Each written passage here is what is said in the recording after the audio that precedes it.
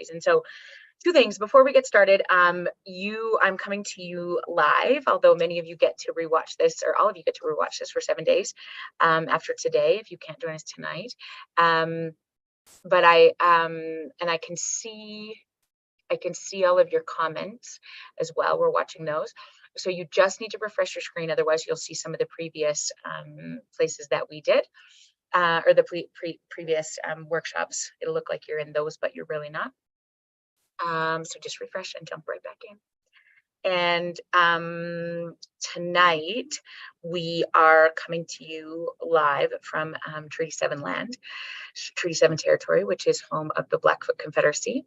It includes made up of the Siksika, the Kainai, the Piikani, the Tsuut'ina First Nation, the Stoney Nakoda First Nation, and the Métis Nation Region 3. It is my honor every single day to reflect on the fact that it is my privilege to raise my babies here, that so much sacrifice was made. And it is probably one of the places that I've learned the most about boundaries and what I will accept and stand for and what I won't these days. So I'm excited to talk to you a little bit about that tonight. And you can see there is a chat, and there's also a resource section that comes with this ticket tonight that I put some of my notes into and some things that I'd love you to check out later if you're interested. And then I can see questions. I've got a bunch of questions here that we've got already sent in, but Marty's monitoring the chat, as is Des. And so we're all excited that you're here. And I cannot wait to tell you all these exciting things that are going to happen tonight. Okay, so let's start. I have a little bit of a conversation around boundaries, why they're important. And I just want to give a bit of a preface around the fact that, first of all, I'm not a fan of boundaries.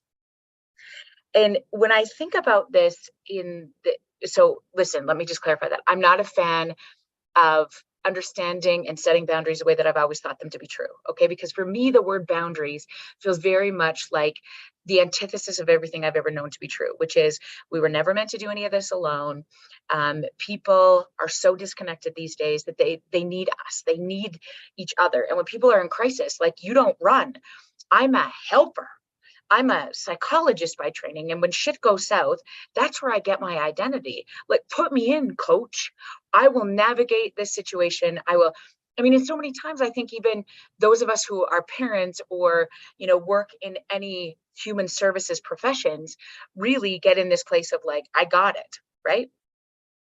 And the first thing out of the gate is I really want to not confuse the importance of boundaries with just what it means to be, or who you are as a person. You can still be a helper and give relentlessly and do all of the things and be who you are inherently.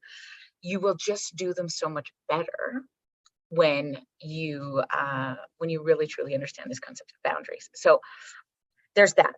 Now, the other thing that I really want to talk about, tonight is I think the fact that, when I think about the word boundary, I think about things like get off my lawn. Okay. And, I might use some strong language tonight too. So if you have babies, put your earbuds in. Sometimes I just swear to the blue and I don't even know. I don't have a lot of boundaries around swearing. And I'll explain why that is in a moment. Anyway, so the other thing is that, it's really like, my impression is always, people who are relentlessly steadfast in their boundaries, there's a big difference between having them and communicating them. Okay, so those are the two things that I think I want to talk to you a lot about tonight. And secondly, or thirdly, or whatever number we're on, I want to start with so what is it? What is a boundary? Because what's all the buzz? Everybody says all the time, she's got good boundaries. He doesn't have good boundaries. What are your boundaries? Can your boundaries change? And I think it's just the expectation around, boundaries are typically, in my experience anyway, synonymous with this idea that you're an asshole. And that is the farthest thing from the truth. So let's take a look at, what I think to be true about this idea of, really just what a boundary is. Okay. So I'm sharing you this little piece first. And most of this is already in your package. And so you can see these, but I just wanted you to take a look at the screen when we started for tonight, so that we can all start on the same page, okay? So boundaries, and I really wanted to clarify this idea of healthy boundaries, are the structures or edges you place around almost anything, okay?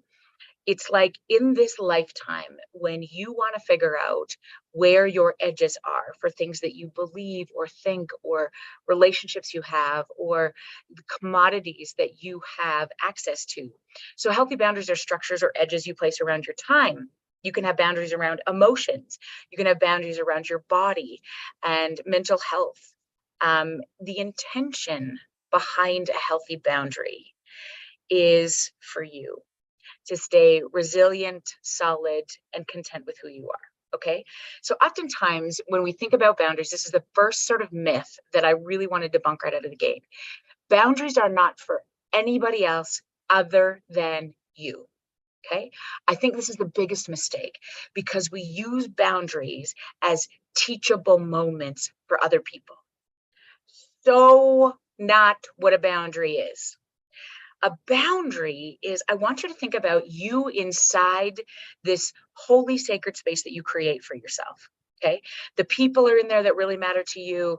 The thoughts, the moral standards, the beliefs, the things that you know to be true to your soul are really, really critically important to you. And that's like nirvana. That's like the safest place within these things. Okay. Boundaries are sort of what you set to keep that place sacred for you. Okay. They're mostly for you, not them. Here's one of the issues that we often think about for boundaries. We use them as ultimatums.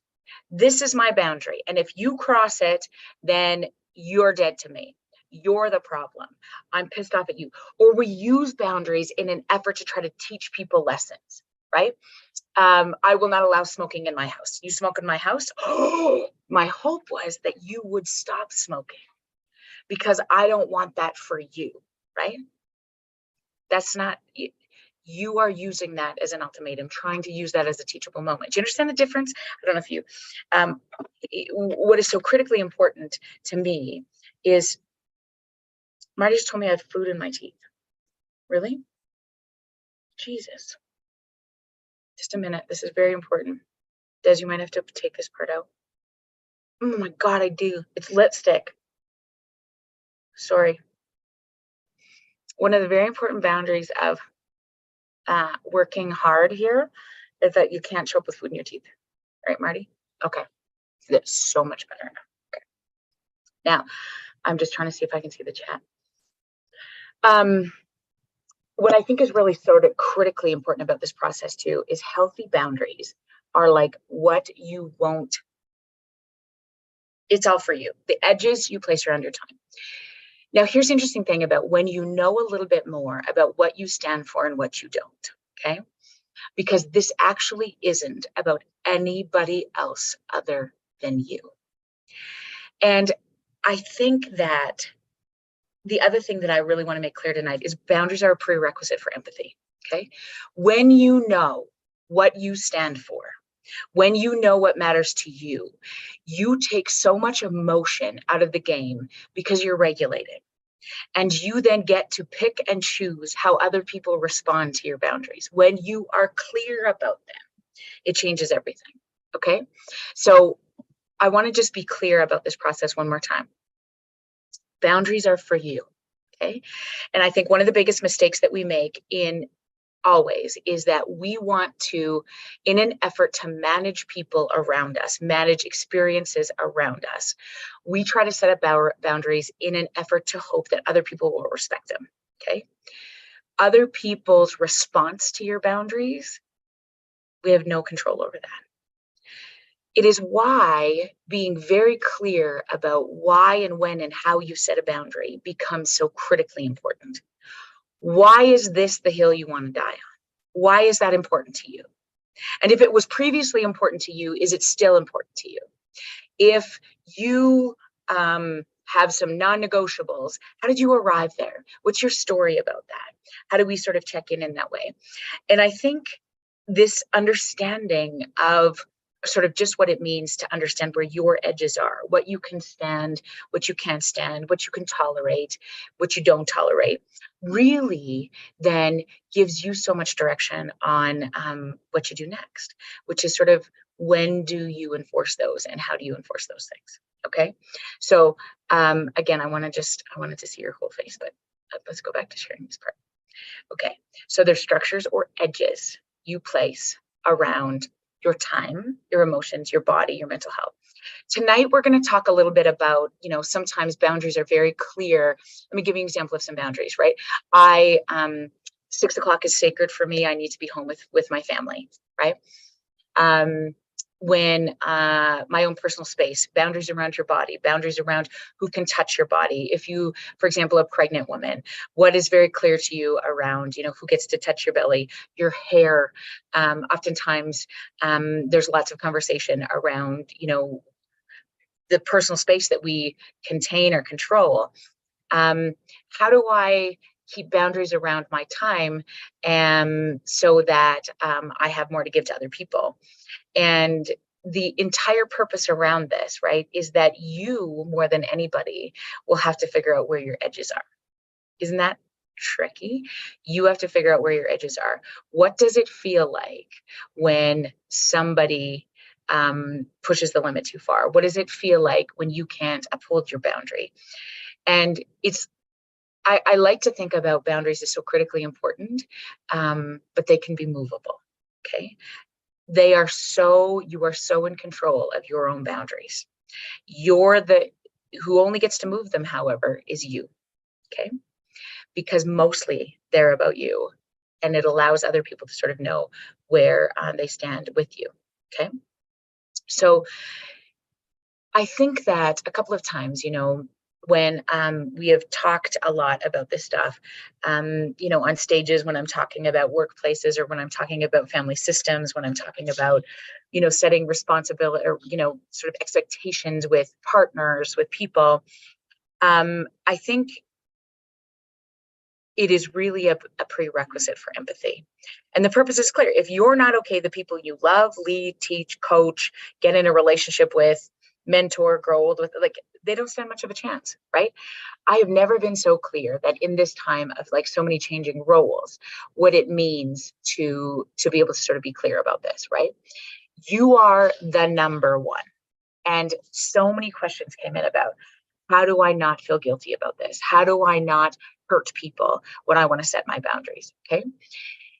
Listen, what matters the most in my life is thinking about, and this is never an end game, okay, is creating that sacred space within those walls. Where do you optimally function? Where do you optimally show up for your kids, your work, your partner, your people? There is a prerequisite a little bit in this boundary conversation about really what you want and what you need. Okay. And Christine, I see this beautiful question, come up there about how do you figure out your own boundaries? So I think the first stop for all of us, right, is to have some conversations, either with a therapist or a friend or in a journal, around some of the things that I want to have some expectations around for me that allows me to function optimally. What do I need for sleep? What do I need to put into my body? Who do I want to surround myself with? What will I tolerate in terms of social and political issues? What rooms do I want to be in? You get a choice to sit at those tables. And where are you healthiest? Where do you show up the best? And I almost like a little bit of a visual exercise when I would think about, doing this work with a client. And I would say, something like, give me the optimal. So if I were to think about, so many of the things that we sort of said, where are your edges around your time, your emotions, your body, and your mental health to stay resilient? If I'm in a resilient place, I know that, for example, I have set some limits around how much time I will spend doing this job.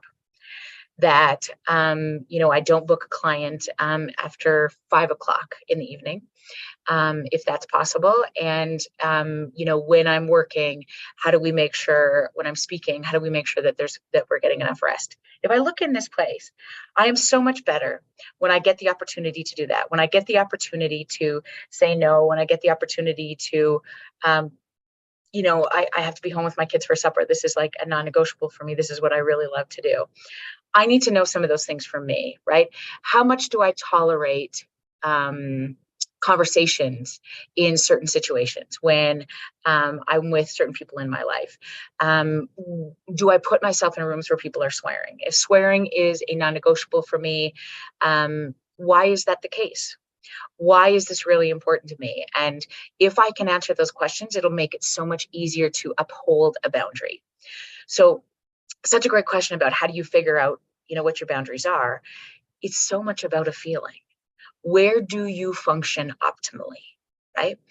And there'll be some times where you do have to engage with exes or parents or, those kind of things. And if that becomes unsafe, then, we set other boundaries where oftentimes, in divorce relationships, there is that place of, we pick up and drop off children with a third party, we have a mediator, like all of those things are examples of when boundaries could not be respected. And we set them up to sort of protect ourselves, okay, to the best of our ability.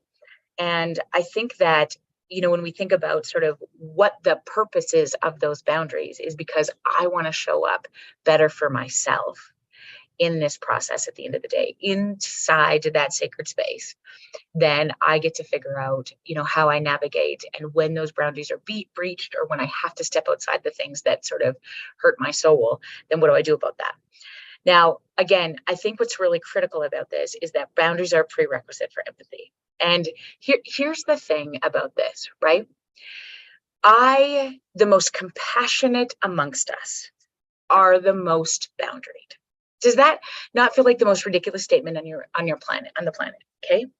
Now, here's the definition of, I'm going to take the definition of compassionate. I'm going to take the definition of empathy. Okay. So both of those are a little bit, empathy, I think, is the ultimate.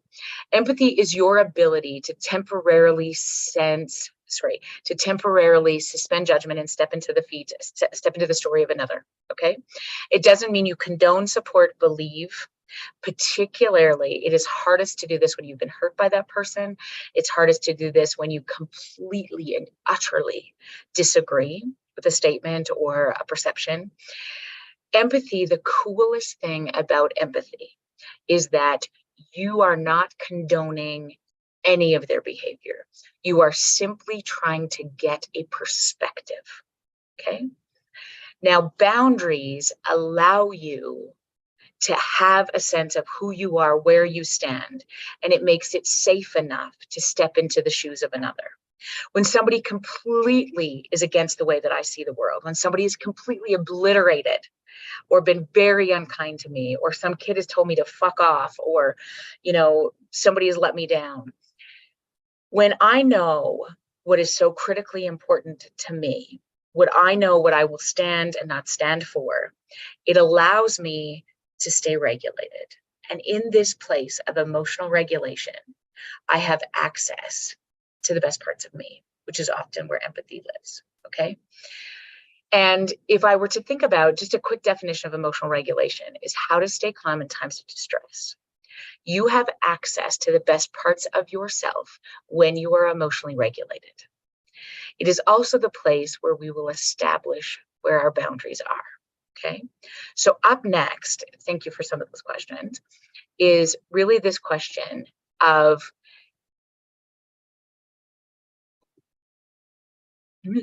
what is the cost of not having boundaries? Okay. So why should I have a boundary? This list that I've created for you today is also I created for myself. Okay. Because there's a couple of things that happen. There's twofold here. This tells me when I need a boundary. If any of these things start to happen, this tells me that I need a boundary. I'm in a situation where I've let my boundary slip. I haven't paid enough attention to whether I need boundaries or not. And I think also, the grace around this is that you can be so steadfastly clear in a boundary and still fucking blow it out of the water. Okay. I want to revisit this list sometimes when I'm wondering, why am I so exhausted? Why am I struggling with this person? Why, what do I feel about this place? So let's take a look at some of the costs of boundarylessness. I just made up this. And also then knowing when you need them. The number one tell to when you know that you are a little weak in a particular boundary department is when you are resentful. Resentment is your biggest tell, okay? And now, not that you're not going to go through this life and not resent certain shit that you have to do, right? That, you have to, I don't know, get up with your kids at 6 a.m., or when you have to, like, I'm talking about when you sort of commit to things, say yes to things, date certain people, want to be in relationships with other people. You need to know exactly in a place about, some of these places. So resentment is an example I give all the time. I, as a child psychologist, would always want to help. Okay. And so when I was single and I didn't have any kids and I was early in my career, the expectation was I worked long hours. I had to learn parts of this craft and I had to, spend some extra time writing reports, doing all those kind of things. But there was this real thing in my head that was like, I don't really have any boundaries. That's what makes me so great, is that I'll show up anytime, any place for anybody. Right.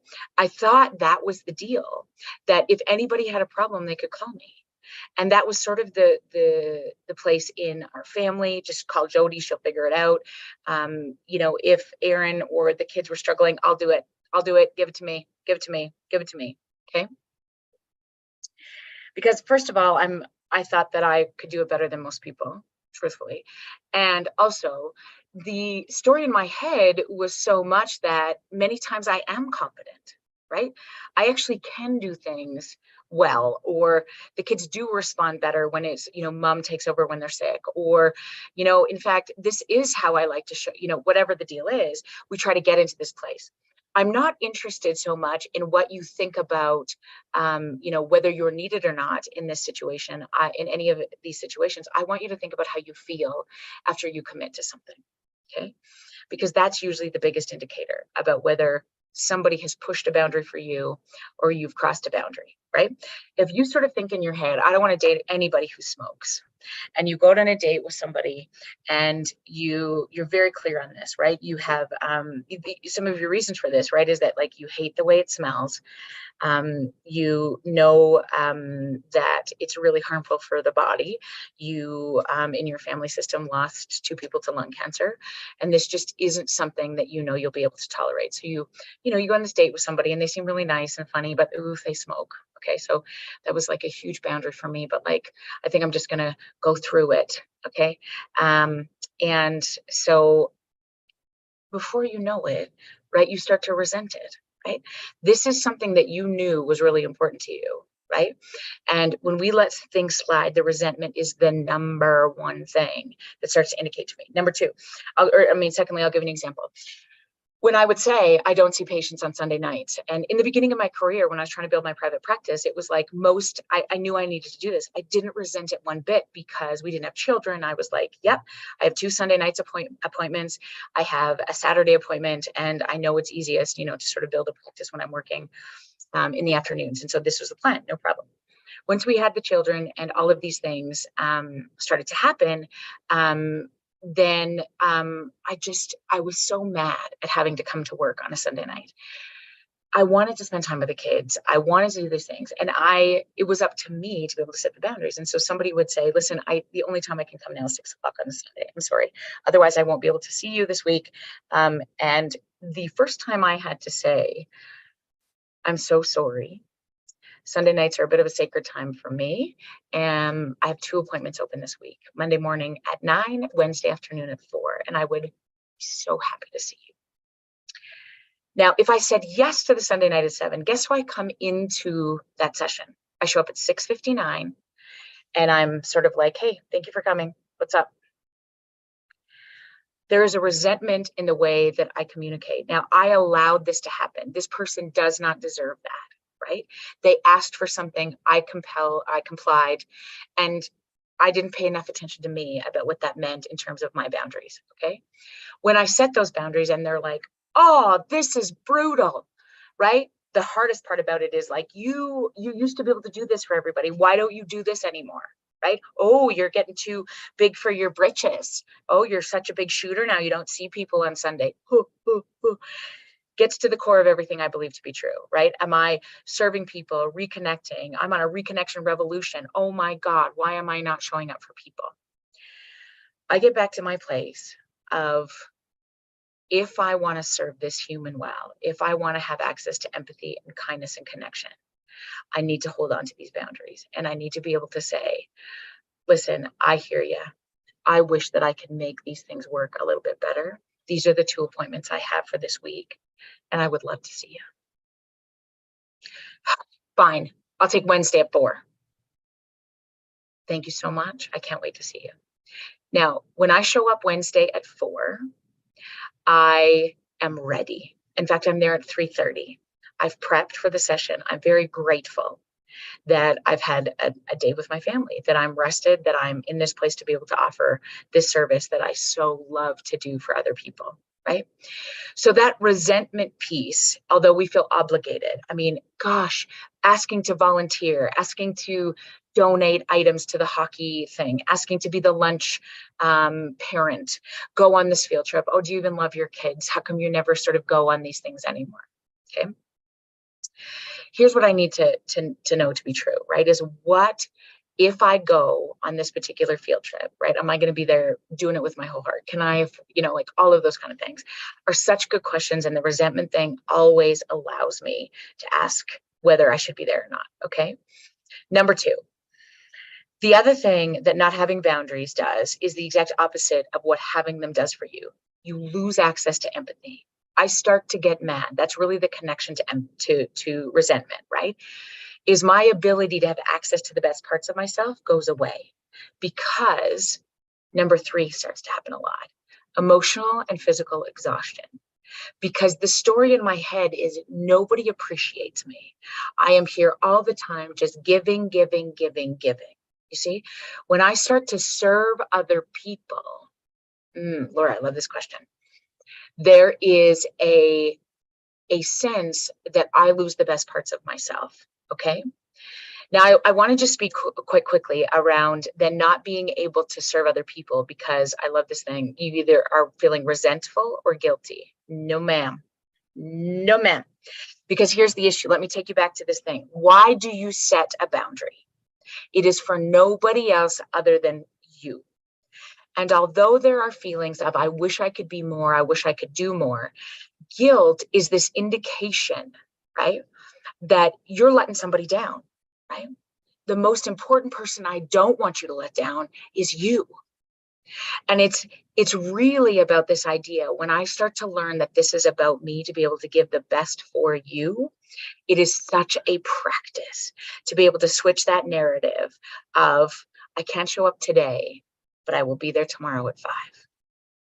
This is the time that I need to hold special for this, or I need to hold sacred for this. Or when we have these conversations around the kid's dad, this is so critically important to me, how they take on and see this world. So I am just gonna, when those conversations start to happen, we're gonna check out of the room, or we're gonna end the phone call, or we're gonna stop the FaceTime, right? I love when you tell stories to the grandkids about everything else, and they adore you. Right? We just have very different views on politics, racism, religion. You pick your battle, right?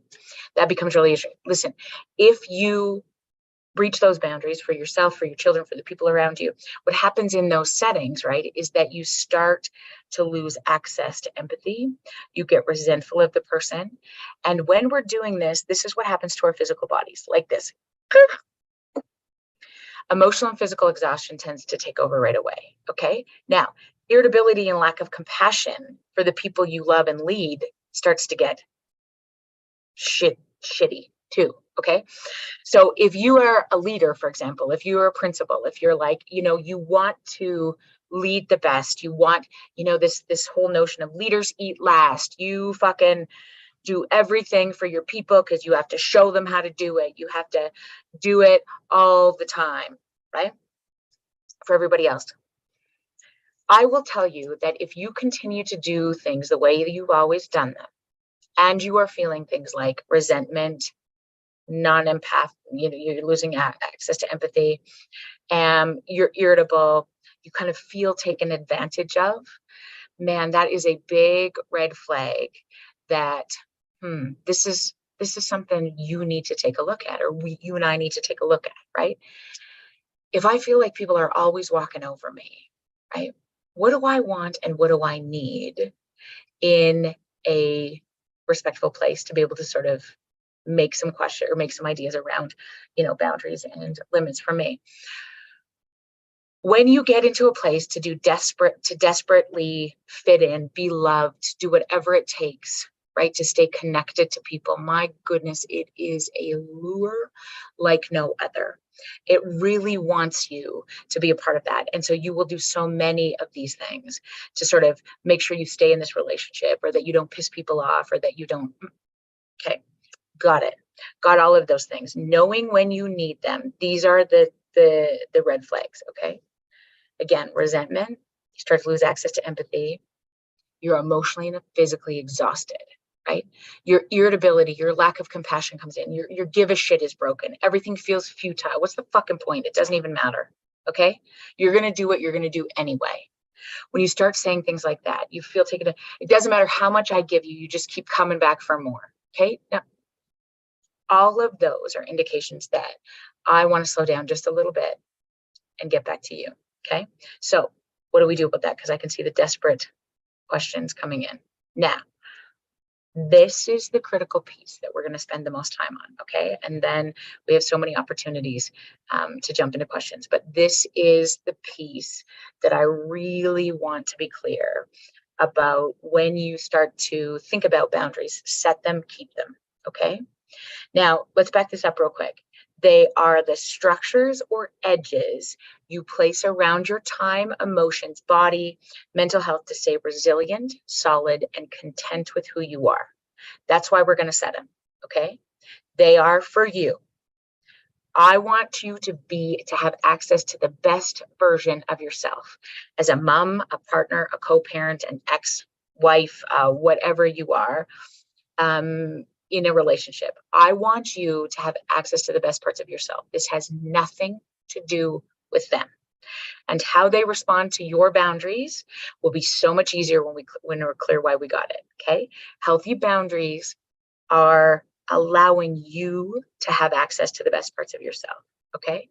So, number one, the most critical prerequisite for boundary setting is timing, okay?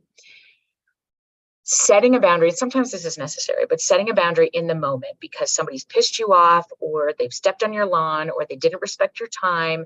You said you were going to be here at 6. This is a boundary. You will never see this person again. Yeah. When we set boundaries, when we are emotionally dysregulated, it becomes very difficult to not only honor them, but to know exactly why we're setting them.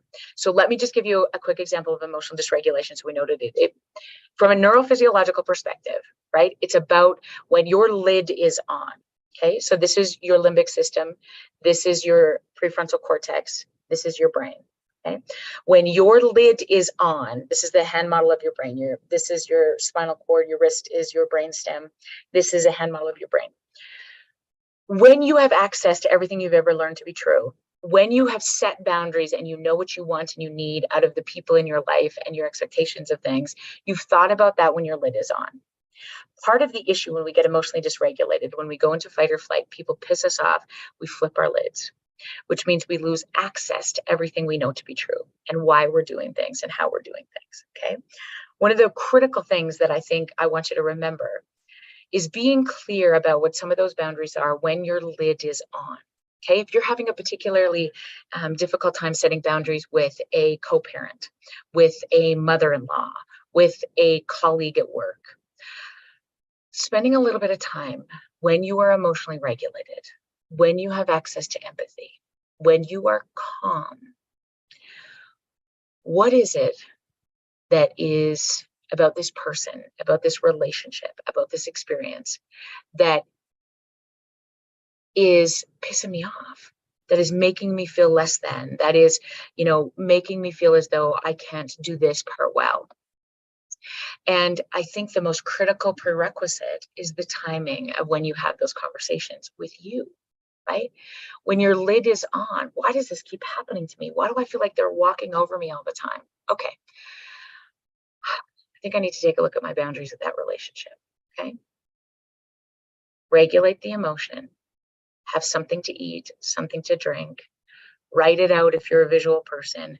What is it about this relationship that I need to set some boundaries around so that I don't get the soul sucked from my body every time we are in the same physical premise?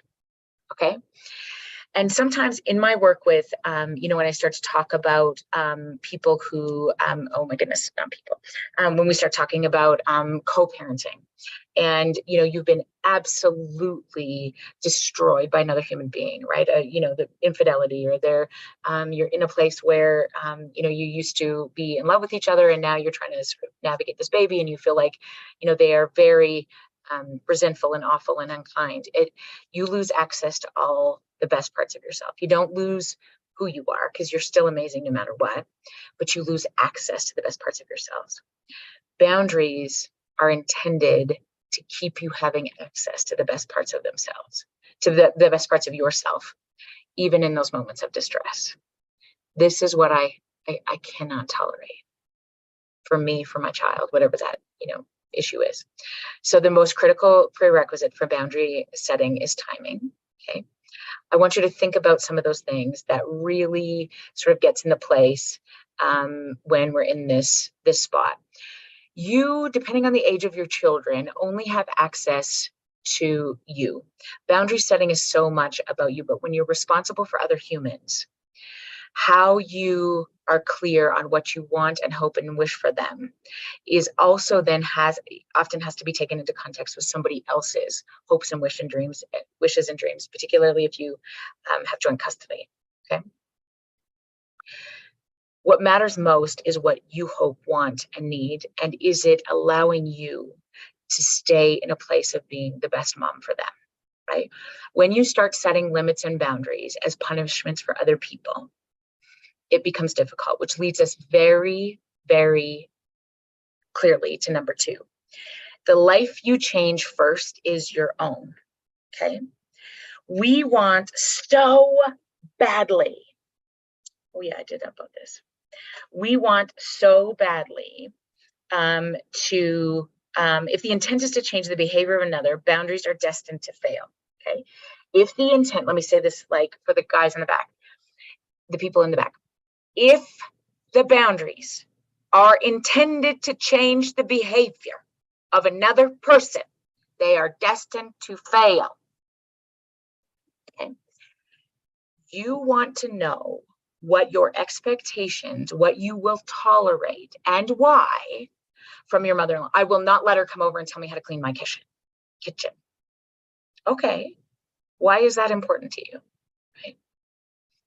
Well, I just feel like such an idiot every time she comes in here and tells me like how to do everything. Okay. So if we're going to set this boundary, let's be really clear on what this is. Okay. Take a deep breath. Let's figure out if we have any access to empathy, right? Why might she be telling you what a disaster your kitchen is all the time? Because she hates me. Because she thinks her son should have married somebody who's better in the kitchen. Because she wishes, okay, what are some other opportunities if I'm regulated? Well, she's always worked so hard at keeping a house. That was always her role, was to be, she's a very traditional woman, very clear about her job to look after her kids and her partner, was to make sure that the meals were cooked and everything is clean. And she did that so beautifully. And that's just not me. Oh, okay. So her perspective, her story is that's really important to her. Yeah. Okay. What's really important to you? Well, like I have a full-time job. She never worked outside the home. We had 3 children. I coach this. I do all these things, blah, blah, blah, blah. This is important to me. If the counters are messy, I don't really give a shit. Okay. So your boundary is really to be able to know that if your countertops are a mess, that's okay. right? To have empathy for her who says, this needs to be cleaned up. You can say, I know, wouldn't that be nice if it was clean all the time? Okay. This is the thing that gets to go sometimes. And I'm glad you're here to help me. Allowing us to stay in that place is such a powerful thing. Okay. So the life you change first is your own. Why do you have a boundary? Why are you holding it? Why do you need it? And is it intended to change the other person's behavior? Are so many questions that are so critically important to ask in this process. Okay. 3, create a specific plan if a boundary you have decided is non-negotiable is challenged. Okay. So I want you to be clear about some of the boundaries you're going to set with people. Now, for example, if we are, let me just give you some examples. If you start smoking when you are in my house, I'm going to have to ask you to leave. If you are swearing around my children, we're out. If you make any sexist comments about me, my body, how I show up in the world, we will never speak again. Okay, so part of the question about any of those things is, remember, you get the choice on this, okay? And if I think about the issue for me around, like, let's take one of them, for example, like if you make any sexist comments about how I show up in the world. This is the question that I often have to ask for myself, okay? So where's my access to empathy? What is the story in this situation? What will I tolerate? It is absolutely unacceptable that you speak about women in the presence of me or my children in this way. This is true for me because I know our kids are so, for example, all children are so impressionable. No, they're not impressionable. It's the anemia. Impressionable, that I really want our kids to be surrounded by somebody who speaks in healthy ways. And then what happens is when your boundaries get questioned in this way and people say, oh my God, don't be such a fucking, everything's, you got it all right. Let's go, you on your high horse. Okay? In order to create a specific plan around when that boundary starts to happen, when that's non-negotiable, taking into consideration the story, the situation, because we'll jump to number 6 real quick. Different relationships can have different boundaries. You can be very clear that you don't tolerate swearing in your kindergarten classroom, but that at home you are fucking letting her rip. Okay. That when you sit with your grandfather and you can have conversations, he's 96, about how we talk about things, what we say to people, how we navigate things in your relationship, you can have expectations for him that might be different for somebody else in your life. Okay. Being very clear on why you hold those expectations differently for different people is yours to manage. Okay. Not that you're letting certain people get away with certain things, but I want you to know why. Okay. Why, when you set up in certain situations, do you get to be in a place? Because I think sometimes where we really struggle is when we get into this place of being, when we're posting. I was just reading this little piece about like sort of red flags, when it's like we're really not clear on our boundaries, when we're like on a personal attack on somebody else, social media, at a party, right? There's difference between opinions and boundaries. Okay. It's about what you are okay with. All right. I think that the other thing that I really love is that when you start to sort of share personal details with new people in the hopes of like hurrying the friendship along, trying to get them on your side and places like that, I really, I love this sort of take on things about what is your place? Why are you setting this? Why is it important to you to feel this particular way? It will always come back to that renegotiating with yourself. And when you create a specific plan, if a boundary you have decided is non-negotiable, that is non-negotiable, is challenged. What is so critical about this is, what are you going to do when somebody is unsafe, when somebody is not doing these things? And I love this idea, boundaries are ultimatums for me, is really how they're communicated. And when it turns into you change your behavior or we're gone, is very different than when this behavior happens, I have to step away from me. Is very different than you're drunk again, I'm never coming here ever again. I need you to be sober when when the kids come over to visit. That's the plan. And I'll tell you why if you want to hear about it. Okay. And I think that becomes the issue. So be prepared to execute the plan. So if I think about, like, this is the other thing I start to think about a little bit, is that, like, okay, if I am got it in my head that anybody who makes a racist comment ever in my life, I am going to just snap, and this is it. I'm not doing this ever again. I'm pulling my children out of that conversation. Here's what I know to be true about this situation. When I am emotionally regulated and I have empathy for another, this is only your story. Let me just remind you that our own respective triggers will allow us to have different areas of boundaries all day long. Here's my plan when that happens, right? That I'm going to execute this plan, right? I am going to stay as emotionally regulated as I can. I'm going to have access to all the empathy in the world. And here is when I set a limit. Here's who I set a limit with. And these are the times where I don't. These are the times where, and some people have none of those don'ts. Some people do. What serves you the best? And sometimes, of course, there are many non-negotiables. When somebody's getting hurt, when, whatever that is for you, there's no way that you will not act in those situations. It becomes so critically, the self-reflective part, that the life you change first is your own, becomes so critically important. Okay. Now, the other thing that I really want to sort of touch on tonight is the most important person who needs to know about your boundaries is you. And people say, well, nobody knows where the boundaries are unless you tell them. I challenge this so much because I think you have to show people what your boundaries are.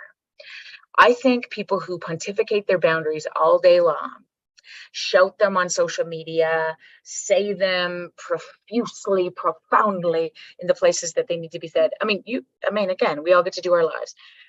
But what I want most of all is to know where I stand on things. Because if I show up consistently, or as consistently as I can, in the things and places that I know will serve me best for my mental health, for the relationships that I surround myself with, who I spend time with, who I do those things, who I choose to spend time with, I will be a better human because of it. And I will continue to have access to empathy for the people who I love and I lead and I serve and I walk through communities with. Okay. And I think that you being clear on that is way more important than anybody else being clear. Okay. I hope that makes a lot of sense, because I think sometimes we have this very clear idea that is, everybody needs to know exactly where we stand on things. Man, I would do much more work if I had a finite period of time, and all of us do, about exactly where we stand today. And you may have had very different boundaries before you had children, before you experienced that trauma, before your father got cancer. All of those things might have been in a place where you didn't hold those things before. And so be clear on why you do now. And I think, again, when we start to ask questions about other people, when we start looking at other people who are, I hear lots of these words: toxic, narcissistic, asshole-ish, all these kind of things. Again, we will always be around people who we disagree with fundamentally, right? Where we, have different approaches to our children, where we have different sort of, ways of operating in this world. Again, I think one of the most critical pieces is what it is for you. Because if we've lost empathy for other people, if the primary way that I describe them is they're toxic and manipulative. Because what matters the most is I'm not going to condone, support, or believe in their behavior. But when I lose access to empathy, I lose access to the best parts of myself. Why is this critically important? Why is this important to me? And how am I going to stand this up? How am I going to uphold this? Your behavior aside. Okay. I wanted to just make one comment before we jump into questions. We have 9 more minutes before we jump into questions about culture and boundaries, because so many times at workplaces, I saw a lot of questions around this place. And I think what's so critically important about culture is this idea of, when you know where your boundaries are at work, culture is defined as the unique sum of your values, traditions, beliefs, interactions, behaviors, and attitudes. And I think that they're the most boundaried relationships at work create the most beautiful cultures, because clear is kind. And for the most part, you have to form it, right? You can't just sort of let these things happen. What you permit, you promote. And I love that statement, because what you allow to have happen at your staff meetings, what you allow to sort of slip by as the joke in the whatever, what you allow, you promote. And there's often a sense of psychological safety. There's often a sense of many people, particularly those who come from trauma or are marginalized, they're watching and listening how we respond to those situations when we're creating the culture. And I often think so much, one of the biggest motivators for me to be able to set a boundary is, would I make the people who matter the most to me proud? Would I make the people who matter the most to me proud? And my kids are watching. I can't tell them how to be anti-racist, how to be kind, how to look after myself. I have to show them. And am I going to fuck it up? Yes.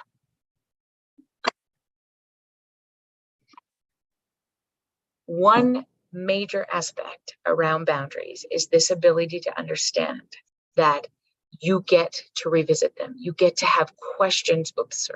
You get to have conversations when they fall apart, when you overstep, when you understep.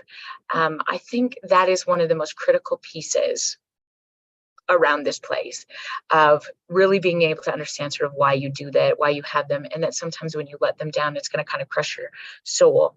I would much rather feel a bit guilty than I would feel resentful. Resentful for me is a much stronger emotion than guilt. And that's not always true for everybody. I wanted just to show you this piece again. Okay. The healthiness of boundaries, when they are healthfully set, is they are the edges that you put around your time and emotions in your body for you. And when you look after those things, when you uphold those things, you will be the best for other people. You will be able to give away the best to other people. Okay. When we are in times of uncertainty, fear, no end in sight, when we are in times of emotional dysregulation and burnout, that is when taking a look at boundaries becomes really critical. And I will give you an example from me. If you're new here, I ended up, despite the fact that I fucking talk about this stuff all the time, needing a blood transfusion almost 3 weeks ago.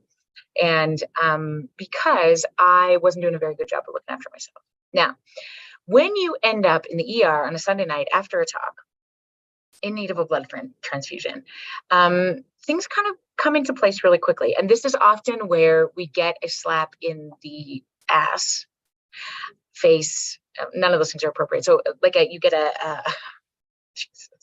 you get a stark new look at what becomes important and whether you have allowed your boundaries to slip a little bit. And Marty and I were talking about this, it then becomes not a problem to be able to say, no, there'll be no book signing tonight. Jody loves the fact that she gets to spend time with the people who really, want to talk about her book. Honestly, there's no other place I'd rather be. But I will not be able to deliver the talk that you deserve if I'm signing books for an hour before. So everything that is my heart and soul is in that book. And I'm so grateful you're going to give it to your community. And I'm going to stand up on that stage and kill it. I promise you that. It is so much easier to maintain that boundary when I know if I don't, I'll end up back in the hospital. So it's interesting about, these pieces and the idea that clear is kind around so many of these things, I think is really part of the piece that I think becomes really important. Okay. Now, again, remember that these are some of your costs. These are some of the things that are really going to stick out. Resentment, pay attention to those. No access to empathy when you start like wanting to throw punch everybody. When you feel really taken advantage of, I think that is just such a thing. That's not a bad thing. I just want you to notice it. Well, it is not a great thing, but I want you to notice it. And when you start to have a lack of compassion for people and you're desperate just to please them, make sure everything is okay. Right? The question for me is, are you okay? Are you okay? What do you want? What do you need? What is okay by you? Right? And that is the question that is always best answered, from this state of emotional regulation. When is the timing? When is the timing? And what are we doing for you? When are we setting those limits, and with who are we setting those limits? And the most important person who needs to know those boundaries are you. When that guilt sets in, when it is time to set the boundaries, again, if the guilt is still really strong, I want you to be clear on why. I want you to be clear on why. Because if you're showing your babies how to be anti-racist, not a fucking question in my mind that I'm going to set that boundary. When I know, do I wish I had more time and energy? Absolutely. But I know that if I don't do this for me, I'm not going to be there for anybody else, including the people that matter the most to me. And those are the people that I get to speak to or do things with, right? Guilt is an emotion, right?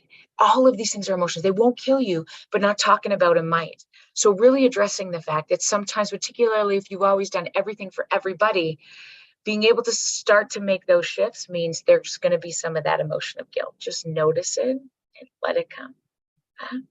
When we are clear on why we are doing the things that we are doing, I promise you, being able to set these boundaries are a little bit easier. Now, you give yourself grace. Okay, that's how I'm going to end, is that most importantly, I want you to give yourself some grace in this process.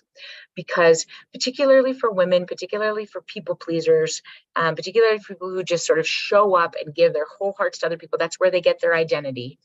This idea of negotiating some of those places to be able to set those limits around some of those things for you should make you feel uncomfortable. That's okay. That's not an indication that it's the wrong thing to do. Okay. I think that's the critical piece. Okay. So there's my summary. I want you to pay close attention to being able to know what's so critically important to you. Where do you function best? Where are your non-negotiables? Where are the things that there is just no opportunity to have anything other than a boundary because of the people that matter to you, your body, your physical health, your emotional health, your family. And when you are in this place, then it becomes so critically important to be able to then know when you're going to set a boundary and if you're going to be able to execute those things, right? In any particular setting, right? You matter the most. And how you step out of that after you've set a boundary, right? Although guilt might be something that is present, I want you to know, is it a better choice? And you get to decide this, to feel resentment, like, fuck, I should have said something, to, that was a bit awkward, but I'm so glad I did. Okay. I hope that helps a little bit. And always, here's the issue in 60 minutes, being able to give you everything I know in this moment. And I know it's just a small slice. I hope there's a couple of things there that you'll find really helpful. I'm going to jump into some questions. And now I think that I can see a few. Marty has sent me some, which is fantastic. Now that I got the food out of my teeth, we're really, really, really good about that. Okay, so I'm going to whip through some of these because I love your questions. Thank you so much for them. Tips to maintain emotional regulation when you feel like your boundaries aren't being respected. Okay. The quickest way to stay emotionally regulated when somebody steps over your boundaries is to back it up one more time. Why do you have those boundaries? right? Why are they there? If it's because you feel like the time has come where the racist rhetoric that occurs everywhere in the circles that you go in needs to stop, because you have witnessed the pain, you have hung on to people who you love desperately, and you know that's going to be a problem, it becomes so much easier then to be clear about why this is a place that you need to stay emotionally regulated and act accordingly. Okay? I'm not saying that you won't get upset over things. Seriously, the more ludicrous or the farther somebody crosses a boundary that is very important to you, the more difficult it is to hang on to those emotional regulated pieces. I want to be clear on why I want it. I want to know that if I'm going to step into a situation where I think that, there'll be the big potential for boundaries to being crossed, that I'm doing my very best to look after me, that I got my water, that I'm dropping my shoulders, that I'm not going to tell people how to be amazing. I'm going to show them. Those things often are what helps me to maintain access to the best parts of myself. Okay. Particularly when I know some of my boundaries might be challenged. Okay. Because when I can feel myself getting heated, I need to take a break. Okay. That's for me, not them. Working with kids in mental health, your boundaries are often stepped on. How can they not be? Well, I hope I got that question right. Working with kids in mental health, your boundaries are often stepped on. How? I don't quite get that question. How do you tell your kids about setting boundaries, even for mom and dad? Good question.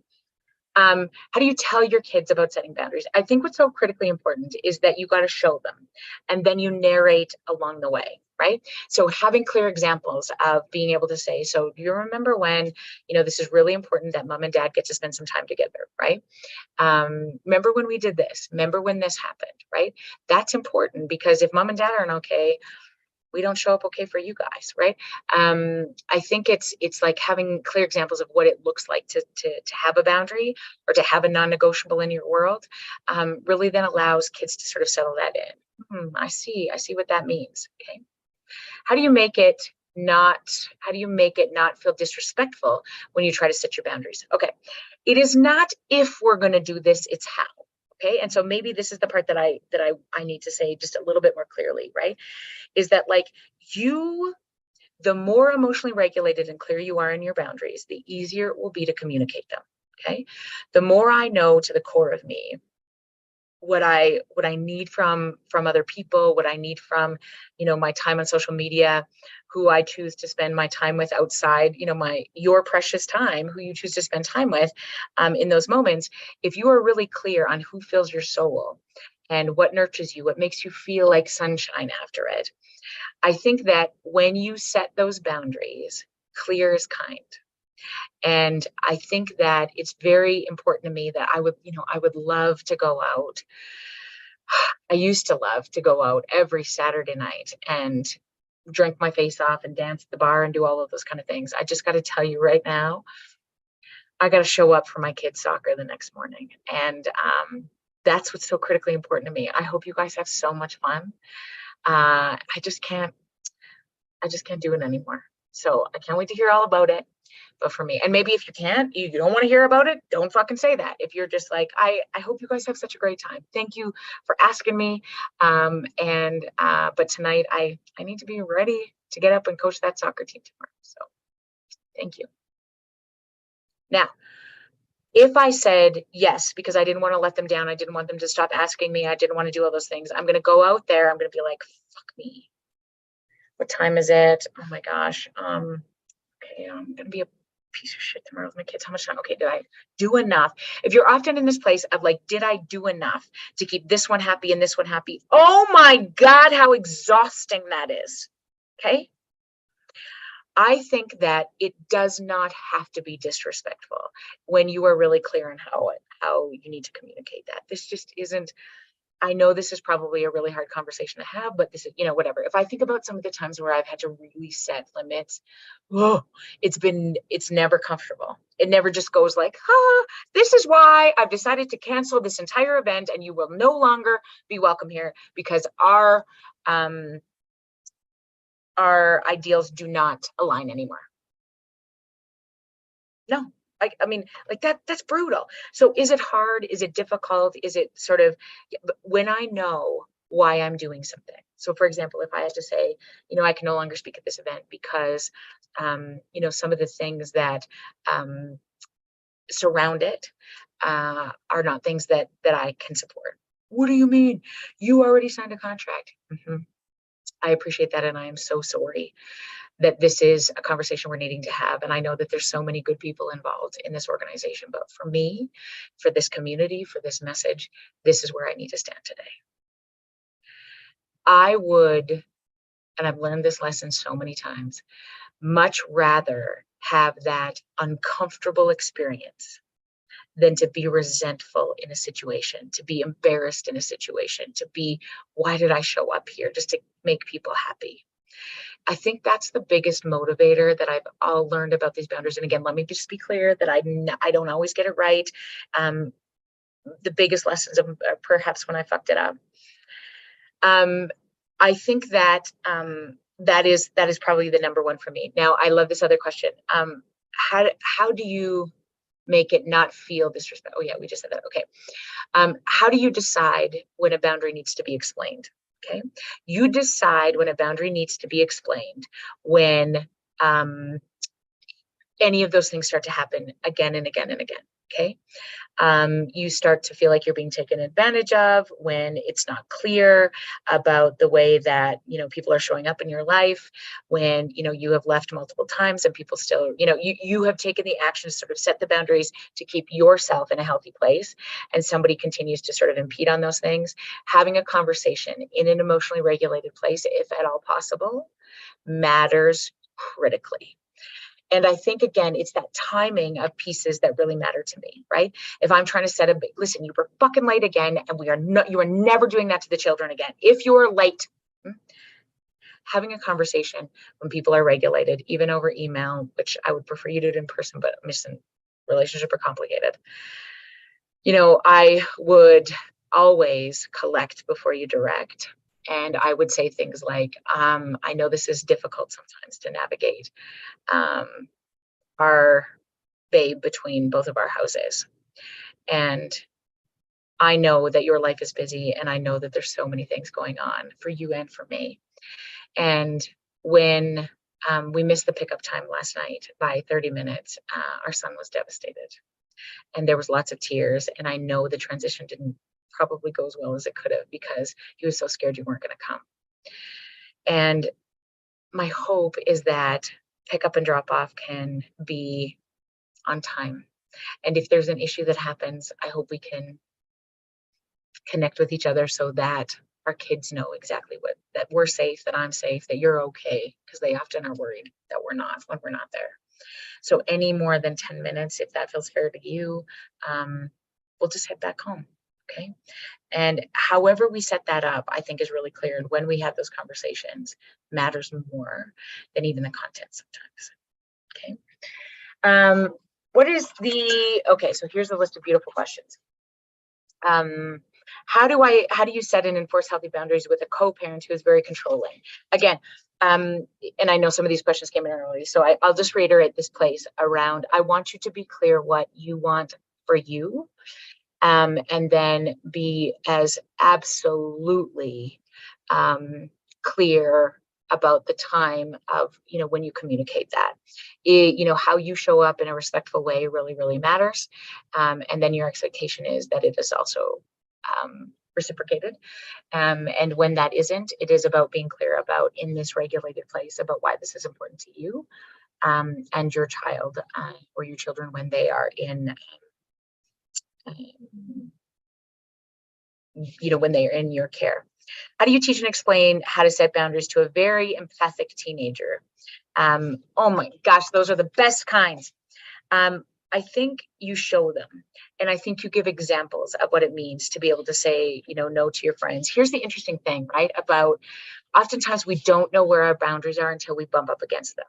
And so many times I want you to consider grace for your teenagers, because you know so much more about friendships and experiences than they do, because they have to go through them. There's no way around them. You have to go through them. And it's so crushing as a parent to watch your children learn how to navigate those things. It is not that they are not going to have those experiences, it's what we do with them that matters the most. When they get bullied, when there is an experience of, ostracization or loss or heartbreak or all of those kind of things, bring it home. Tell me more. Let's make a plan. What are we going to do? Right. And oftentimes it's just having somewhere to put that emotion that matters more than anything. Right. Giving examples, wondering, not trying to fix, but asking a whole lot more questions around when does it feel? Where do you feel best around setting the limit with this friend? Really reconnecting the head and the heart with our kids is just such a perfect way to explain, to demonstrate, to get them to feel a sense of boundary. Okay, when you speak your boundary, but others blatantly don't adhere, what phrase would you say so as not to react with anger or annoyance if that's a primary emotion? As in, what is the kind, polite, firm, self-care words, phrases to speak? Of course, repeat, take a breath, walk away, try again. Oh my gosh, look at you answered your own question. Looking for the phrase to say that is not bitchy or giving in and holding resentment, feeling stuck over here. Oh my gosh, I love that. I would consider things like this. I would consider things, when we're like, turning those things back is often an interesting place. Tell me more about that. When somebody makes a statement to see if they're going to piss you off. Oftentimes, some of those things are challenged about, really, are you going to withhold your boundary? What do you mean by that? And I love those questions. Like, so clarify for me how you feel about that, right? Tell me more about that. And it is about, for me, then when it becomes clear that this is something that is not okay for me in this moment, being able to say, just certain things just like that, right? This is not the place I want to be for me. And I think about that really differently. So that conversation is probably off limits for you and me right now. And I love so many other things about you, and I would love to talk about anything else other than that in this moment, because I just don't know that we're going to agree. And it is not if, it's how. And I think part of the issue is I've learned so clearly that it is not my job to convince other people about why I have my boundaries or whether they should have different ones. You are much more effective in debunking things like hard and fast rules around, whatever you believe in, marginalization or racism, and, the things that just crush my soul on the daily basis is we get so much more, we're so much more effective in creating the circles that we want to see when we show people, not tell people. And when it is too draining, this whole idea of just walking away from everything, I don't think is the answer. But I think it's being very clear on how you communicate those things, so that at the end of the day, you have your integrity intact. And I think that's the question for me a lot is, can I walk away with my integrity? Was that a hard conversation? Yeah. Do I feel shitty about this? Yeah. Mm-hmm. But I wouldn't change it. But I might have said this different or done this different, but really, I think being clear on that place. So I hope that helps. I have a teenage daughter with mental health issues. Most times she's emotionally disconnected from me, and sometimes she's disrespectful in how she speaks to me. How do I set a healthy boundary that won't further damage our relationship? Woo! Love that question. Okay. Again, it is not if you're going to have that conversation with her, it's when. Now, we tend to have the conversation when they're being disrespectful. Not helpful. Okay. Because they're losing their ever loving Jesus mind. Their latest slip. So is yours. Oh my goodness. Who are we raising? That is not respectful. You don't speak to me that way. Now, I can tell you every time I've ever set a boundary recently with my kids when I'm absolutely overwhelmed or exhausted, my lid is slipped. I know that's not cool, but oftentimes that's where we want to set them. You're being disrespectful. If you're having to tell somebody they're being disrespectful, they fucking know it. The question is, why? Why are they doing it? Yeah. If I were to have empathy for a teenage daughter, it might sound something like this. You are going through a shit ton in your body. Your hormones are raging. You don't know if you're straight or what pronouns you want to use. You don't know who you're attracted to. Nobody seems to like you. You're too fat. You're too skinny. Are you supposed to be doing drugs? I fucking hate everything about you because you think very differently than me, Mom. And school is overwhelming. I don't know if I'm going to get on the sports team. And you want me to what? Make my lunch? I don't think any of those behaviors are okay. I don't think, if children are disrespectful to us, it's okay. It's not if it's okay, it's sort of how we communicate that. And I think sometimes, in the heat of the moment, our biggest job is to get regulated, back on track, and then have a conversation. Okay. I might say something like, hey, can we have a chat about what happened yesterday? I brought you some water. I brought you a pop. Can we chat about this?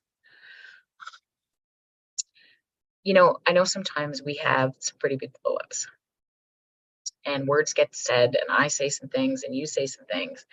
And that just really hurts my heart. I just wanted you to know that I don't like those conversations. And I know that I'm not my best self. And I know that you're not your best self either. I wonder if next time that happens, we can take a break before we say those words, before we get that upset with each other, right? And I would really invite her to tell you a little bit about what she wants, what you want, what she wants from you. I often use this line, with kids and even with my own kids. I'm like, you know what? Do you know that I've never been here before? I've never parented a 13-year-old. I am new here. Can you give me some tips? Because apparently things are not going well here. Okay. So I've said that to Livy many times where I'm like, I've never parented a 10-year-old. And she's like, yes, you have. You've parented Asha. I'm like, I've never parented a you who's 10 years old. Okay. I need some tips, right? What is the hardest part about this?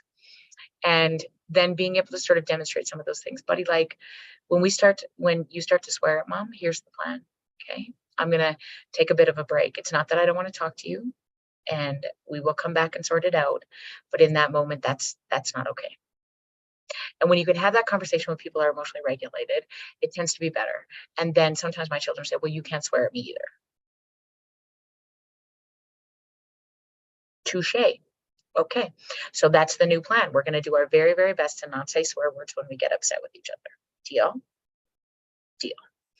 And you probably need to have that conversation 150 million fucking times. Okay. Just because you set a boundary with somebody doesn't mean they're gonna get it or remember it. Or, I over the years, I find this really interesting where certain people won't have certain conversations if I'm in the room, or they'll start to talk about something and be like, oh,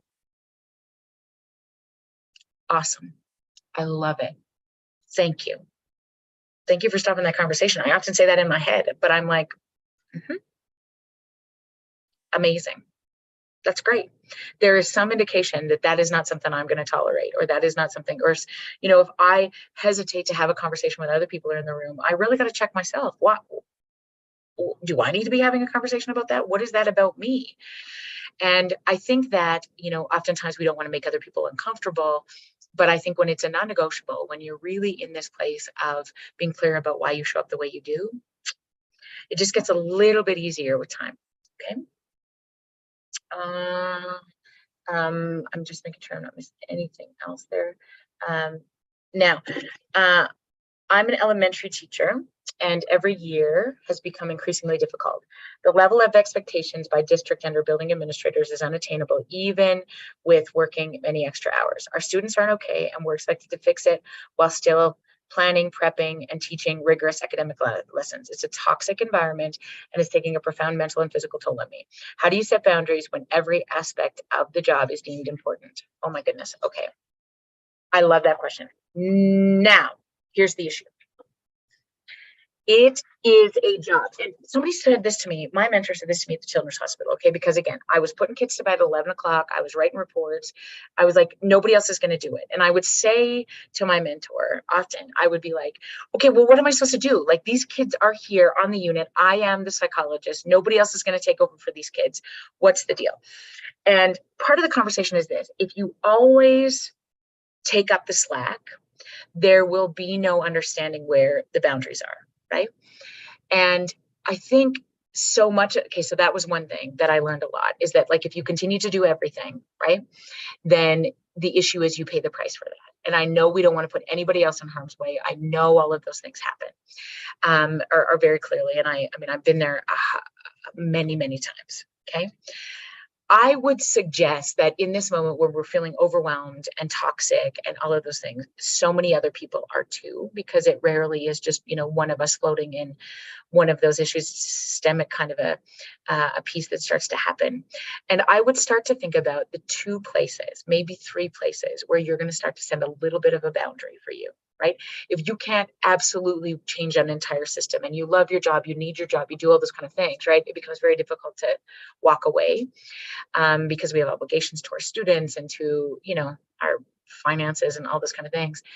Sometimes it's about starting small. What are the couple of things you are going to be able to set and uphold between now and June that will allow you to feel as though you have some control over what this place has been sucking from you? Okay. Things like, you are in your car at 4:30. Regardless of what happens, that needs to go on. I'm just making this up. You can probably yes but me. You're like, I can't allow, no. Okay. So don't set a boundary that is going to be too difficult for you to maintain. But can you reasonably give yourself permission to drive away from that school at 4:30 and go home to the people that matter the most to you and that you will pick up, the next day? Sometimes other things like being able to shut emails down at 5 o'clock, that you don't check the emails until 6 o'clock the next morning, or whatever the deal is, 8 o'clock the next morning. People say, oh my God, I have so many emails in my account. You could only do the best you can with what you got. And I often said that at Children's Hospital, I can only do the best I can with what I got, and it's got to be enough. And I think sometimes it's not about, we feel this experience of futility because everything feels like it's out of control. I want you to just pick a couple of things where you're going to be able to set those limits around. I need to get my water. I need to be able to go for a run a couple of times a week, move my body, whatever that deal is. I need to be able to make sure, what are we going to do for you to make sure that you are as emotionally regulated as you possibly can be?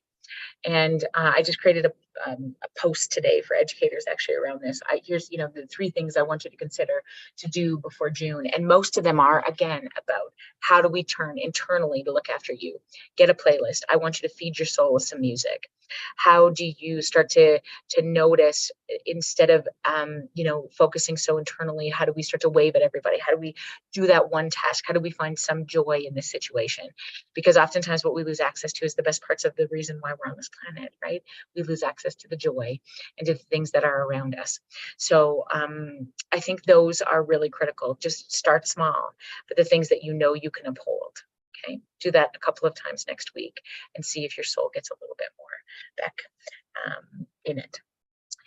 How to remind myself of my worth so that I can set and uphold boundaries. Okay, I love that question too, or I love that piece. Again, your life is the one where we're going to start. Okay. And again, you matter so much to so many. This is what I know to be true. This is the biggest motivator for me. If I am not okay, my kids aren't either. If I am not okay, the people I love aren't either. Marty's not okay. Aaron's not okay. All of those people that really matter the most to me. So if you cannot set a boundary for you, do it for other people. Just joking. But I seriously, sometimes they are my biggest motivator, where I don't want to get into a conversation, or I don't want to call a mom at the end of feeling seen, having a hard conversation with another mom about, whether my kid was an asshole or her kid was. Jesus. I'd rather not have that conversation, right? But how we do that, and then again, knowing that all of our children are also going to be assholery-ish. How we handle that when other people are attempting to set boundaries about us or expectations of our children, or those kind of things, right? How we show up for other people is equally as important. When administrators want to have that conversation, or when you're setting up, again, this piece of emotional regulation, being able to sort of be clear and calm in those conversations, give you access to the best parts of yourself. And so many of us, I think, step into conversations burnt out, feeling underappreciated, being very, very, very, very mad at the world. And I want you to take a beat, a time, a moment, a journal, conversation about why, for now, we're going to switch back to you, why this is so critically important that you set this piece. And I want that to be done from a place of empathy and a place of love. Feels like really fucking cheesy, but I honestly mean it. Like, if I can just wish the best for other people, but here's the plan, man, oh man, don't fucking mess with me, right? And not because I want to be mad at you or not because I think you're awful. We're all here trying to help kids do the best they can in the school system. Nobody, I mean, I've never met an educator who started out as an asshole, right? When people start acknowledging each other, stop acknowledging each other, we only see the worst parts of each other, right? So slowing down and hanging on to that piece is where we get back to the best parts of ourselves. Okay, let's do one more question here.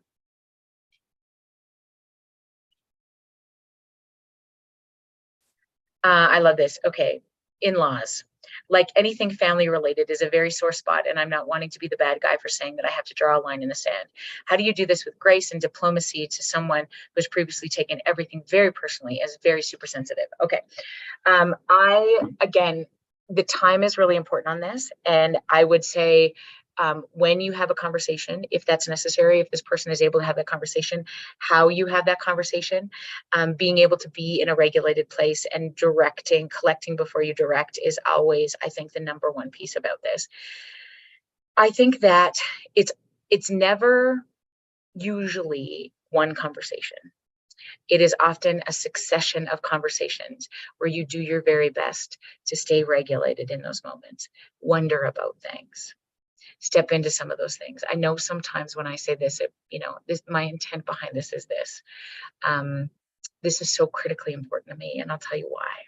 Sometimes, when I do this work, I see so much pain in this work, and I just feel so protective, and I get really fired up when some of those comments are made, and I'm going to need to step away. And I know we can all have our opinions and our beliefs, and I'm not challenging yours one bit, but here's mine. And so again, it's not if, it's how. And I think really the expectation isn't doing it one time. It is about a slow succession of being able to understand that when you walk away feeling like you've done some little piece to protect the holiness that is in you, that sacred place of where you operate at your best self, that's how you know where your boundaries should be. Okay. Listen, it's already 8 o'clock. My goodness, this was so fun. I want to just check this one more time to make sure I'm not missing anything. Oh